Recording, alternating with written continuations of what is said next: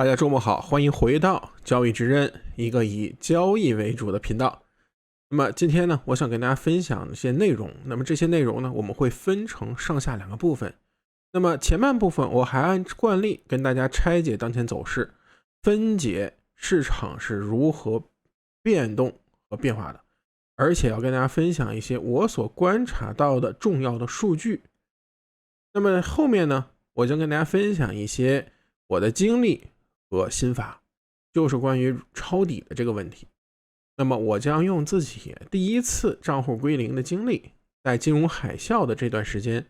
我经历了什么惨痛的教训，而这些惨痛的教训在我未来的和我当下的交易中起到了什么样的作用，以及对您是否能有些帮助。那么作为我们下半部分分享的内容。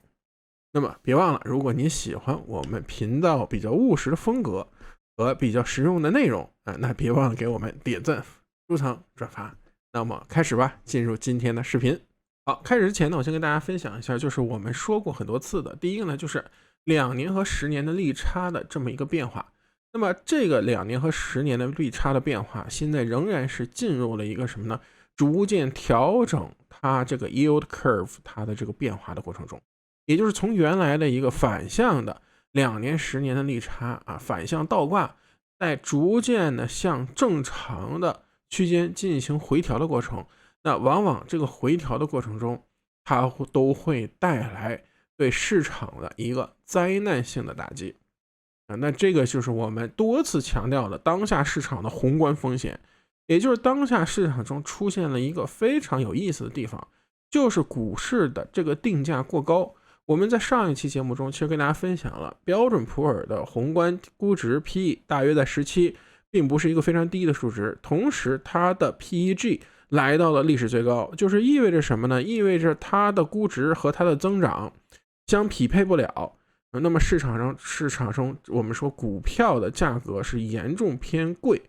那么这就意味着从宏观的角度来出发，我们可以看到当下市场上是一个非常偏利空的这么一个状态。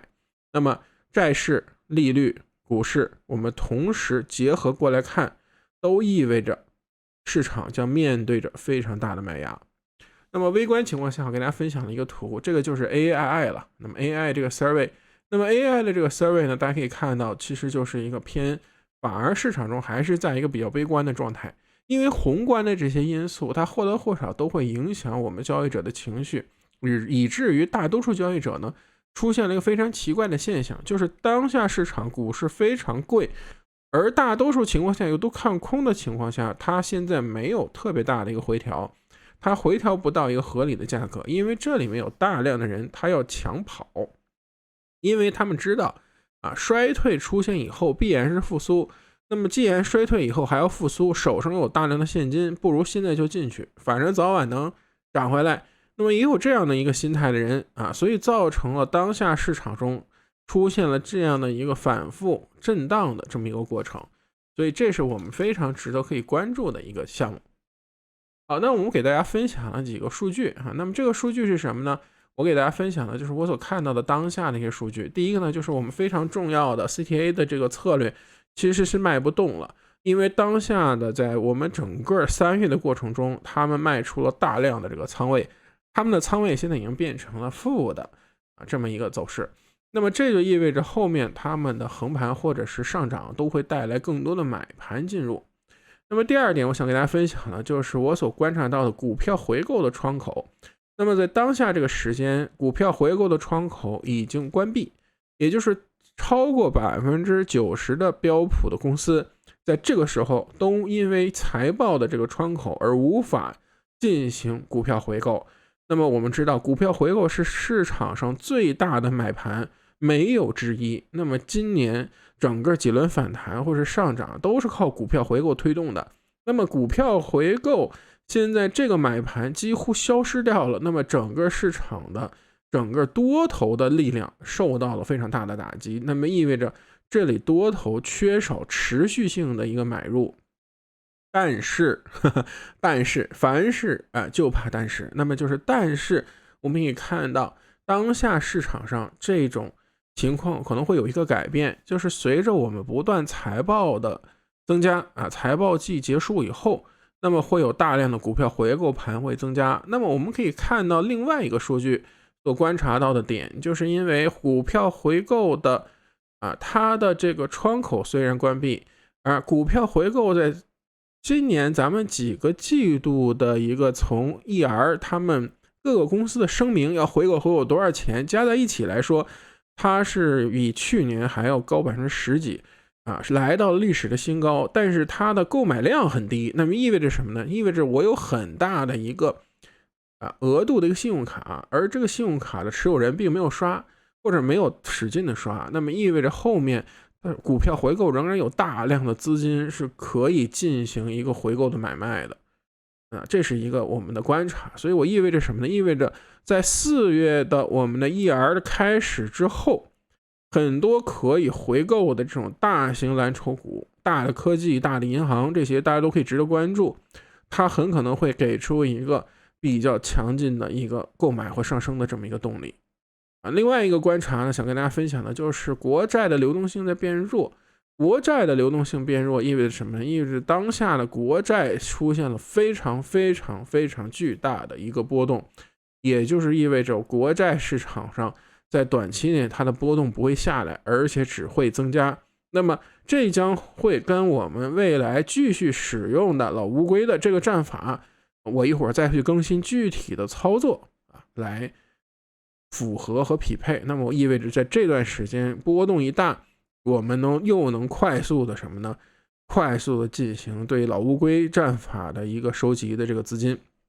那么场外资金来到历史最高，这并不出意外，因为现在高利息的环境下呢，大家呢就持有大量的一个现金。另外一个关注的消息是从季节层面上来说，标准普尔要进入4月了以后，那么整体上这是一个非常利多的一个时节。那么加上股票回购，加上 CTA， 我们认为说4月份其实是一个比较偏多的月份。那么这就是我们从多头的角度上出发，4月份应该会有一个不错的上涨趋势，这是我们对4月份从资金和节气的这个角度来分享。那么后面我们要知道的是前面我们说了宏观上仍然非常恶劣，那么意味着我们现在处于一个非常矛盾的环境内，那么这就是熊眼看熊而牛眼看牛。那么具体我们该如何去判呢？我们来看看后面具体的一个走势。好，那我们来看到具体的操作环节美债、美股、美元其实在这段时间是非常动荡的因为什么呢？这里有一个复杂的逻辑，其实是走弱了，所以美元这个位置上不做。那么我们认为美债在这个地方走的比较强势美债的话，我通过这20年，就是中平均20年国债这个 ETF TLT， 我们仍然使用的是所谓老乌龟战法，就是到底部卖一个什么呢 ？Put spread Put spread， 注意不是 Put 这是无视 Put， 是卖 Put spread。为什么要卖 Put spread 呢？还有很多人问具体怎么操作的？那我们哪有功夫给你这么讲大家注意就是为什么是做 spread 呢？是因为我第一我要拿权利金，第二点我需要后面有一兜底儿的，就是我的最大亏损必须是一个可控的范围。因为如果它比如说真的出现一个政策的改变，直接坠下来了，向下猛跌，比如说到了80或者95，那我这个损失就太大了。我必须要做一个对于，比如说我现在卖的是一个，等它假设跌下来，我就卖一个什么呢？我就卖一个比如104到101的这样的一个这么一个 spread， 这样的话我保证我的最大亏损是一个可控的。那么向上的话，我在这里就是什么加109了，这个位置上109这个位置上的一个 CC 就是 cover call。那么 cover call 如果被突破的情况下，大家注意未突破的情况下，我们选择加仓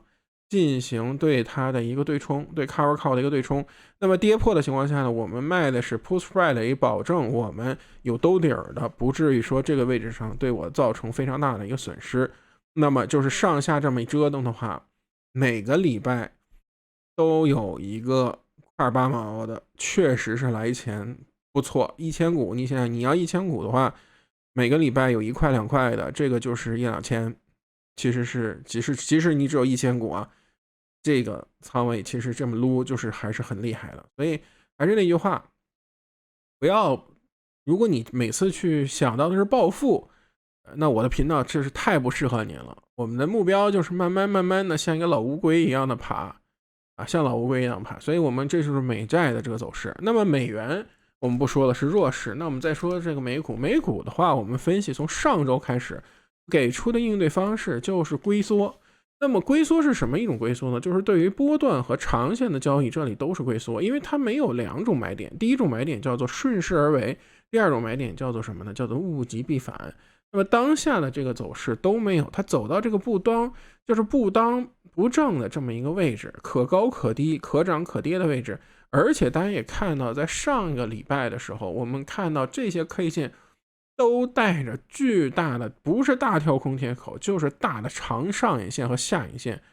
那么对于你做波段来说，这就是一个典型的噩梦啊，典型的噩梦。所以我们在这样的一个波段交易中是非常困难的。所以我给自己来说，3月的后半段，我们的目标啊就是龟缩龟息啊，龟缩龟息。那么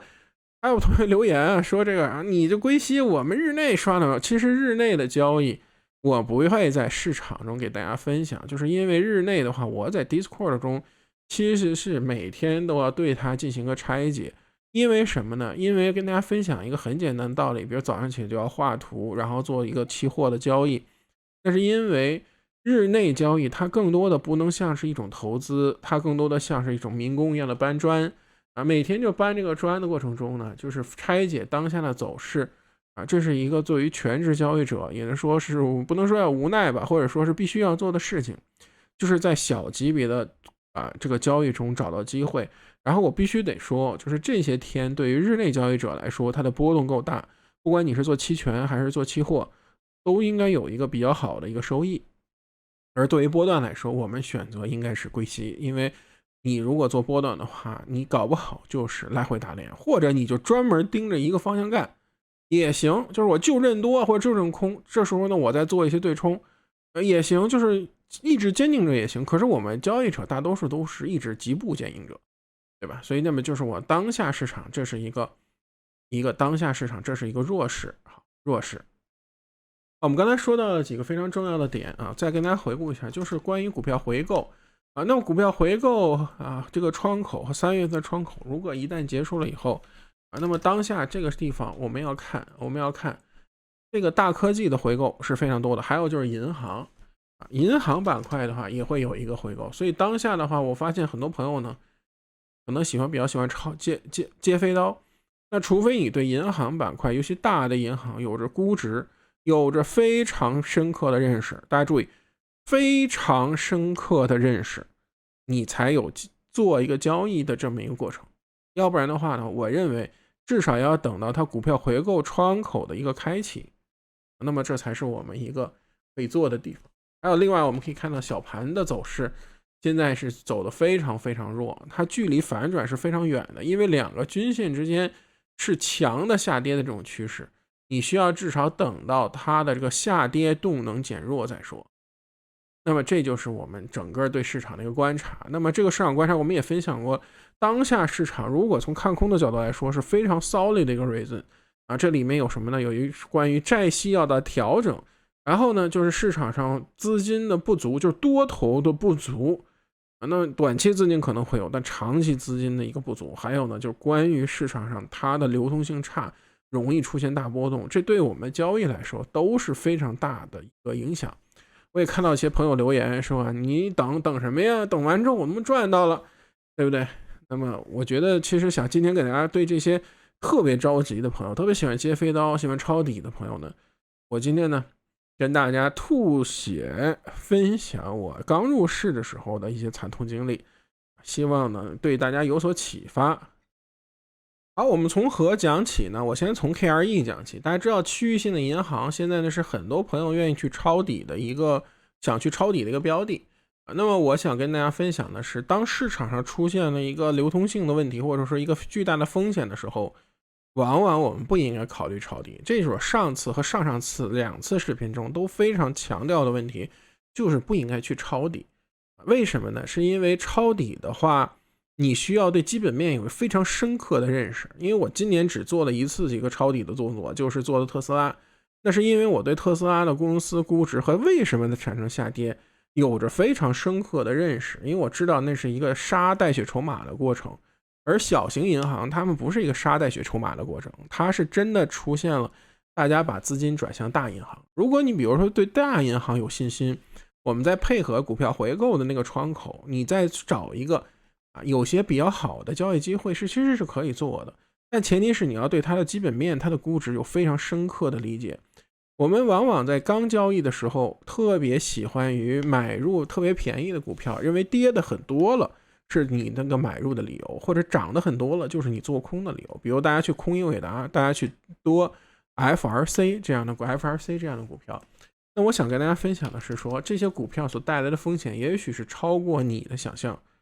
因为我在2008年的时候给大家分享一下，2008年的时候我刚入市没多久就是非常的小白，而且我为什么特别能理解我们很多朋友的留言和他们那些想法呢？就是因为我能理解，因为我是从这一段时间过来的，我能理解大家的想法和为什么。我当时呢，就是在这个金融海啸的过程中也是看到了银行股被说都非常便宜。我在那个时候呢，买入了3个不同的股票。那么这个3个股票分别是什么呢？当时非常热的就是这个两房，当时 FNMA 就是 FNMA 吧，两房。还有一个呢，大的银行 Citibank， 还有一些大银行，比如美国银行 BAC。我还买了一个当时叫做华盛顿互惠银行，这都是上了这个电视的其实那时候我还买过了几股 Google 真的就是几股 Google。那么这就是当时我的一个操作那个时候呢，给大家分享一点背景。那个时候是我来美国时间不长还在读书。我们呢在研究生的时候呢，是通过被学校外派到当时的一个大公司，科技公司叫摩托罗拉。现在我觉得已经这个距离历史有点遥远了，那现在还有但是这个公司呢去给我们干活，一个礼拜工作3天，2天的时间安排各种课程，然后呢他们发我们一部分工资。当时的工资呢一个月有1850还是1880我忘了。因为我在芝加哥南城住，所以我们的这个开支真是低到发指，一个30一厅我们一块分才700多，所以我们的这个开支很低。即使是这样的话呢，我们确实攒了一点点钱刚入市的时候呢几千块那么就是买入一些股票。我刚才说的那3个都是抄底都是觉得便宜都是觉得自己这个地方已经捞到便宜了。那么对于当时的走势那是屁都不懂那么它最后的结果是什么？两房的股票就是 FNMA 吧，就是现在我不知道是不是还是 FNMA 吧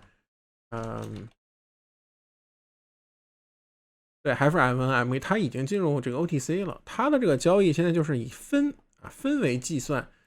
当然你可能没有想象到，就是当时在这个就是两房，当时说为什么买呢？因为从70多它都跌到多少钱？都跌到10块了。我说它都已经跌得非常便宜了，就跌了10来块了。我说最后的结果它就变粉单了。粉单的话，它就是一个毛票的形式毛票的形式出现了。所以说这个基本上就是跟归零没什么区别。后来我还买了一个公司，就是有点像华盛顿互惠银行，就是特别像我们说的这个 SIVB 吧，就是这个这次暴雷的这个小银行。它后来就是你看就没这个 K 线了，没了。就是我当时买了华盛顿互惠银行，我还说这么大的储蓄银行应该是后来被 JP Morgan 给合并了。当时我还以为还给我留点 JP Morgan 的股票或什么的。当然现在想想觉得那是非常幼稚或者非常傻的这么一个想法，它最后就是归零了。比如说比如说大家很多喜欢抄什么 FRC 这些的，你可能面对当这些银行他们出现问题的时候，你可能面对的是一个归零。而且呢，我想跟大家说的是，这就是有的时候我们会低估风险，就是在于你去抄一个便宜的股票的时候，你可能知道这些股票，你可能觉得这股票没什么问题。那比如说我在当时买入 Citibank 的时候呢，我买入的时候也将近的有10几块钱。那大家现在看10几块钱就还行，但是你知道吗？是它合过股。那么08年的时候，它最低的时候现在是10块。其实我印象太深了那天，因为账户上一看，几乎就钱都没光了。这个就是最低的时候是9毛9。9毛9，现在后来合过股吧，反正是十来块钱，应该是十几股合一，就是最后十来块钱，就是相当于9毛9。9毛9之前我们十几块钱，那合股应该是160、170，当时觉得在这些位置上我已经捞了大便宜，因为它从550，相当于是合过就是50几块，当时跌到了10几块或者是几块的时候，当然觉得很低。其实最后的话就是9毛9，那你说有多长时间？当然是9毛9，你说50多块钱的话，你要过多长时间才能回来呢？那什么时候回到这个我买的位置呢？得到15年了。所以说你看到的是我们一个抄底，那还不错。为什么呢？因为 Citibank 最后没有倒。当时以 Citibank 的有毒资产的量来说，它的那个有毒资产的量其实是完全可以倒的。它只是说它非常幸运，它幸运在的当时美联储的这个伯南克做了一个 QE， 还有就是当时的美国的财政部长也叫保尔森，他去国会请求甚至下跪，然后把这个 buyout 就是钱拿到手里。那么这是当时的一个时间，所以我当时印象非常深的是2个持仓所谓的抄底就消失了。还有很多朋友喜欢抄动能股的底，其实大家知道动能股它一般有3个宿命，一种就是蓝筹化，像 Google Google 当时也是抄底了，当时抄底是在合并之前，08年的时候，我应该是买在了一个200多块，因为大家注意200多块其实是一个差不多现在来说应该是10块不到的这么一个位置，但 Google 的话，现在的价格大家即使低，大家也看到了，现在的价格应该是一个，对吧？那7、8块，那可是我问大家一个问题啊，如果是买在7、8块的一个位置，即使是我当时抄到了一个有不错的资产，比如 Google， 我呢是否真的能拿得住？其实不是，是因为你经历了这轮惊吓了以后，或者说你的抄底有些被打没了之后，其实稍微有一个涨幅，你就会非常惊恐的卖出。那么这是什么呢？这是源于我当时的认知就是一个小白，那个时候呢，作为小白来说，就是归零的命啊。所以说你看到了，现在对于我们的初学者来说更可怕，为什么呢？因为现在你有3倍天然气，3倍这个金属，3倍能源，是吧？各种3倍，那归零非常快，而且现在3倍也不满足啊，大家上来都得做期权，末日期权。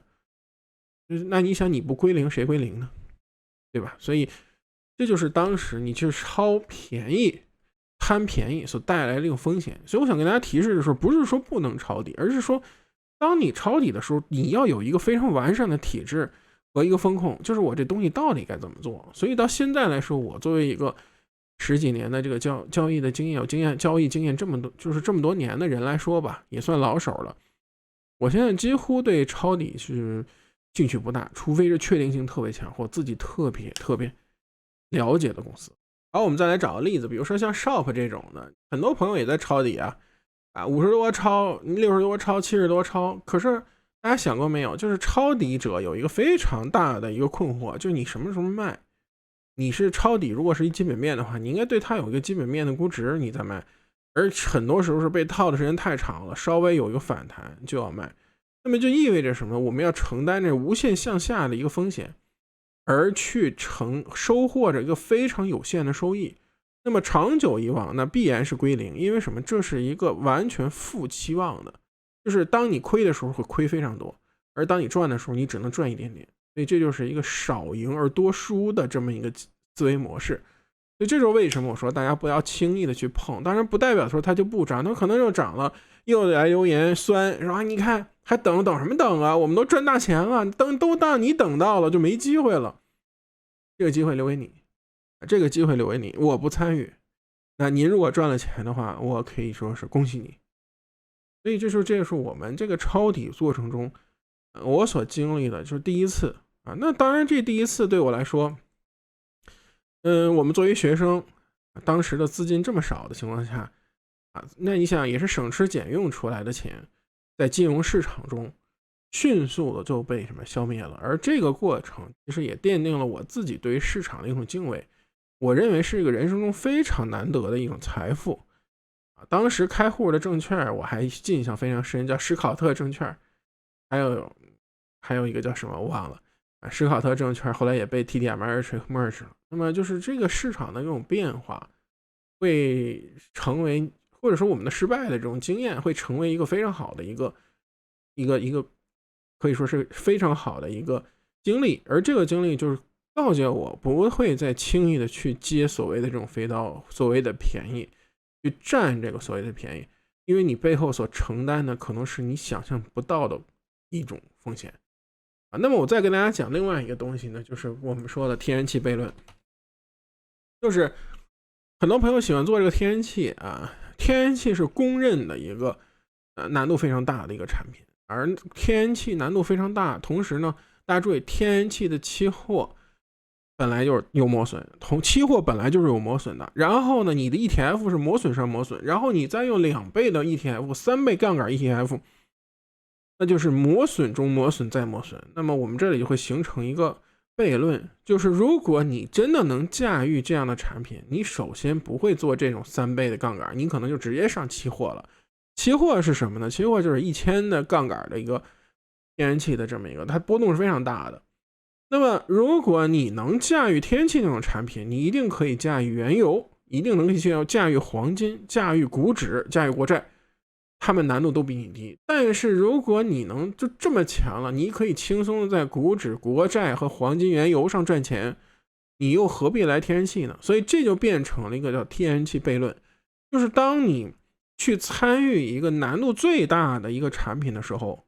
你可能短期会赚钱，但长期你是否能保持住？如果它的难度是最大的一个产品，当然你又可以说什么大神就是天然气赚钱，这 OK 啊。但是我想告诉你的是，这个是交易最难的一个产品，它产生一个悖论。如果你在股指期货、黄金或期权上都可以赚钱，你何必又来这里呢？所以这就变成了一个悖论，希望大家也是远离这样的一个坑，它的难度实在是太大了。所以这样的难度，一是接飞刀，一个是做这种3倍的一个期货的这个 ETF， 它整体的这个操作的难度是非常巨大的。所以我想跟大家分享的是说，我们重要的一个 mindset 就是不是因为什么股票跌的非常多啊，那我们比如说股票跌的非常多就应该买吗？除非是指数啊，指数。另外的话呢，就是你要对基本面非常熟悉，要不然的话，只要你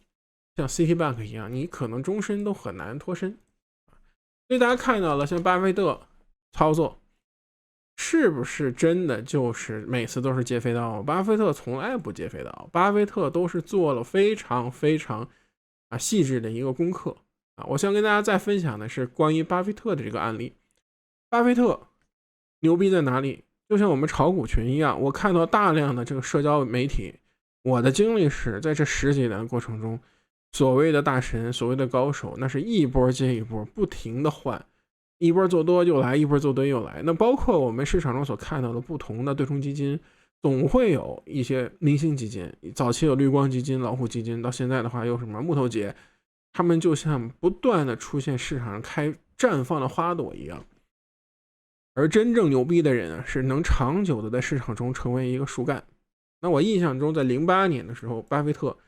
他去帮了高盛的忙啊，他大概在50几块的价格啊，50几块的价格买的是什么高盛的这个优先股，50几块的价格优先股，这印象太深了。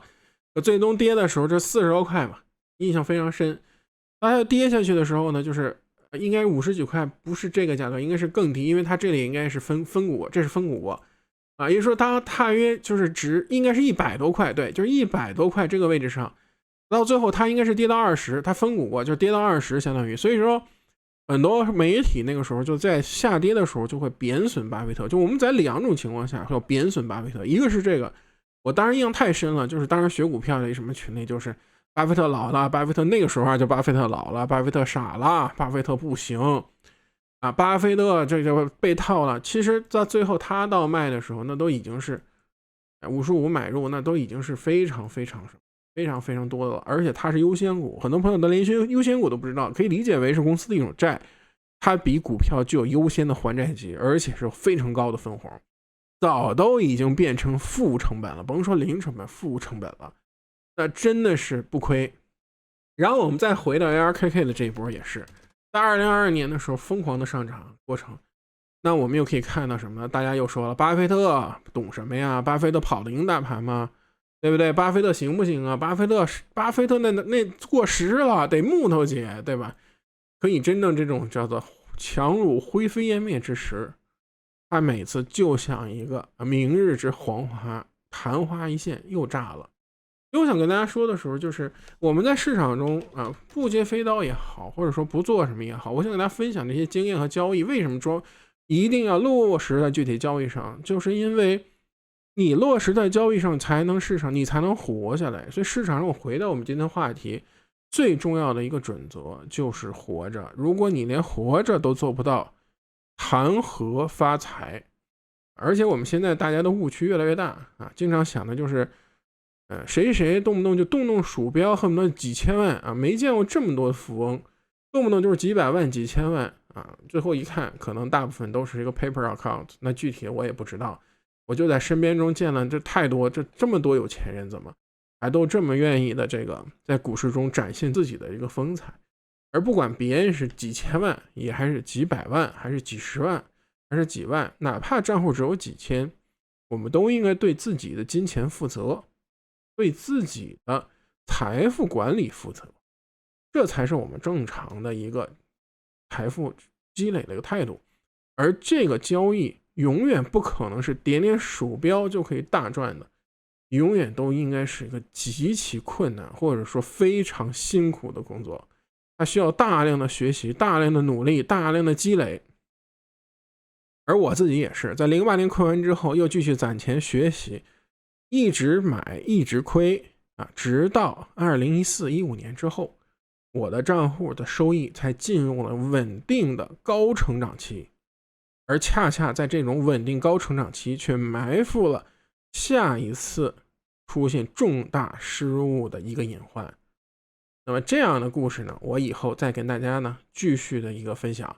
好了，那么今天呢我跟大家分享到这里，时间有点长，祝大家周末愉快，晚安。如果大家喜欢的话，别忘了